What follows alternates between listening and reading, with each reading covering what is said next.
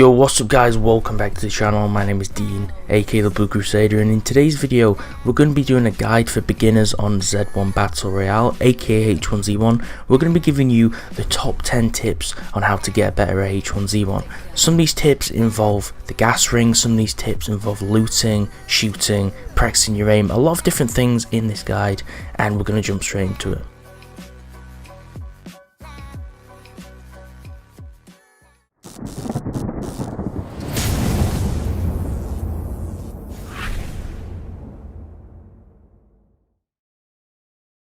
So tip number one is use cars. Cars are super important. This can basically mean a win or a loss in a solo game or any kind of game type, because there's a few different types of cars. You have an ATV, which is the quad bike basically. You have a truck, which is really slow and you can easily get killed while you're in it, but it's obviously better than being on foot. Then you have a Jeep, which is also called the off-roader, and this has really good cover and decent speed. And then the fastest vehicle is the police car, which is usually used to kind of chase people down and play aggressive, or to get away from fights, because it is obviously the fastest in the game. So taking any car can be useful, but the best two cars are the off-roader and the police car. Tip number two is use grenades. Each different grenade in the game has a different role, and each of them can be useful for different reasons. You have gas grenades, smoke grenades, flashbangs, and frag grenades.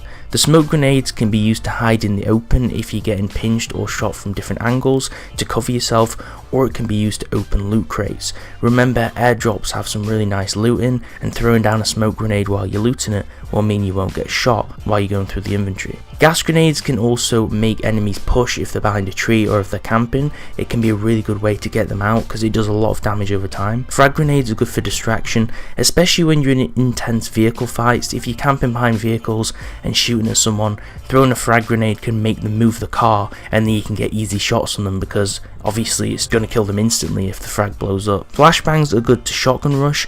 You can flashbang someone behind a tree for an example, and then rush them with a shotgun whilst they're blinded. And then last of all, what we didn't mention is there's also Molotovs.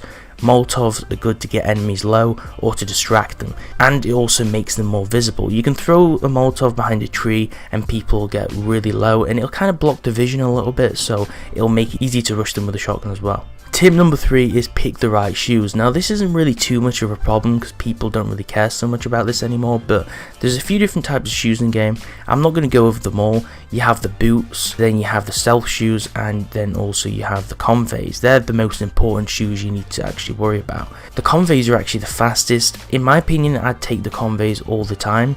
These are obviously the rip-offs of the Converse shoes. This is mainly because if you don't have a car, you're going to have to always run into the zone, which can be problematic.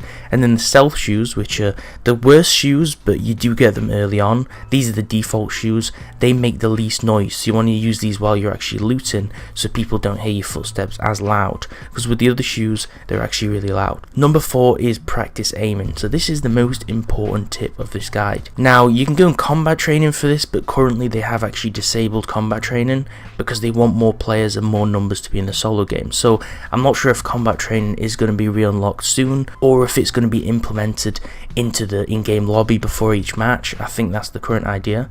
But there's also a few different other things you can do. You can use aiming simulators, you can practice a lot in solos, which seems to be the only way to go about it right now, and also you can kind of look for customization in terms of your mouse sensitivity, your mouse DPI, and you can look towards the crosshair settings to actually help you aim. So the crosshair, I would recommend putting on classic crosshair in the game settings.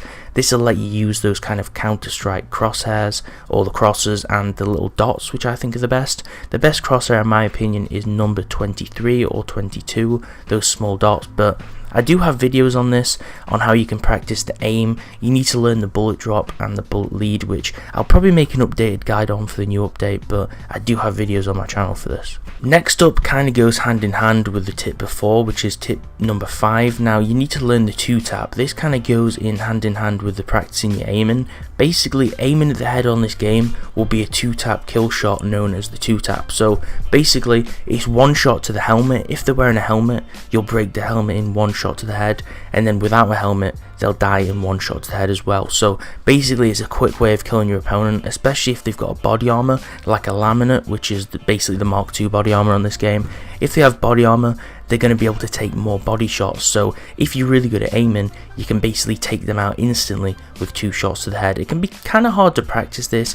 You do need to practice your aim a lot, and I would recommend using aiming simulators or the other methods which I mentioned before. Always try and aim at the head and make sure your sensitivity isn't too slow so you can actually target the head without being shot first. Tip number 6 is look out for airdrops, but know when to loot them. Airdrops have a lot of different loot inside them. They have the sniper, which is basically a 1 shot to the head. Then they have the Lammy, which is the Mark II body armor. And they have medkits, and also sometimes they have weapons and ammo like an AK or AR with a full clip to them. Then the last thing which they usually have, not mentioning the grenades because you can get stun grenades and stuff out of them as well, is the ghillie suit. Now this can be useful to hide in plain sight, especially when using the sniper, but personally I wouldn't recommend taking it because people in a ghillie suit, everyone will know that you're the one who has the sniper, so you'll become the primary target in a fight. So leaving the ghillie suit inside the chest or giving it to a different teammate if you have the sniper is a better choice. But make sure to be careful of bombs, because bombs can 1 or 2 shot you when they come down on top of you when you're looting the crate. Now number 7 is loot order. You want to loot a primary weapon, so you want to get an AR-15 or AK-47. It really depends on what you're better with or what your preference is at the start of the game. Then you want to grab a helmet, a shotgun and a backpack, and then you can jump straight into a fight in practice. You can alternatively take 2 helmets just in case you need them, but this is basically all you need. You want to loot quick and you want to jump into a fight to practice, and also you can pick up on some of those early kills because people at this point will be more focused on looting. Tip number 8, use the minimap to see the gas ring. You can also use the compass, which I'll mention after, but the minimap actually shows you where the current ring is and it shows you where the next ring's going to be, so you can use this to get into the safe zone easily, and also you can mark the actual ring on your compass, which I'll mention in the next tip. Tip number 9, use the compass to navigate directions. In the game settings you can actually turn on teammate colours and the actual gas ring on the settings to display on the compass. So for an example, it will show a little green hazard symbol to show you which direction to run in on the compass to get into the next zone. This can be really useful to visualise it, because in the last few zones you're not going to know exactly where the gas is going to go because the ring's so tiny and it's really hard to tell on your minimap. You can use the direction of the compass and the number to call out loot or enemies to your team. For an example, if someone is northwest, you can call out northwest 110 and they'll know exactly the point to look at. And the 10th and the final tip we're going to go over is, before driving cars, if you do see a car and you get straight in it after you drop, or if you see a car that looks kind of suspicious, or basically just any vehicle which might be a fresh spawn, you want to get inside them first. But when you get inside the car, you want to press the inventory key. Now I obviously use tab because it's the closest to the movement keys, but you can also press I, and use this to check if there's actually keys inside the car's trunk or the car's inventory itself. You want to do this because if there's no keys inside and you don't have keys, you're not going to be able to start the car straight away. The only way to start that car without keys is actually hot wiring it. Hot wiring takes around 5 to 7 seconds, I think, so that time you'll be wasting hot wiring the car. If the car belongs to someone else because there's no keys in it, or if they're inside a building, you could be an easy target to get killed whilst you're actually hot wiring it, because you can't move the car for this duration. And this also means every time you stop the car or get out of the car, you're going to have to hotwire it again every single time, which means it's a lot easier to get killed if you get into a sticky situation. So make sure you get keys in your cars, and I'd only take a car if there's no other choice or if you have to get into a zone.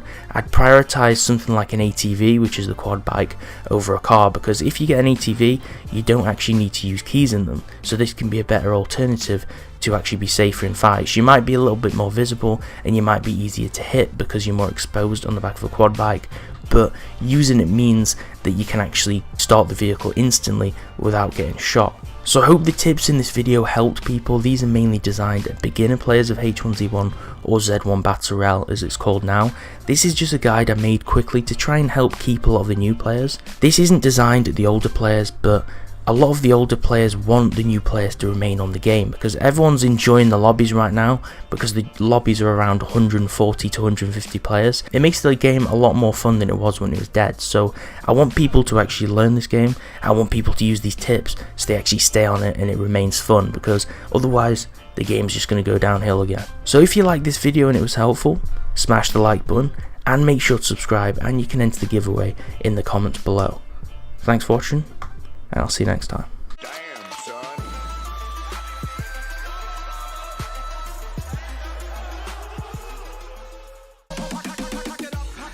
Let me begin. I came to win. Battle me, that's a sin. I won't tell a sucker. Punk, you better back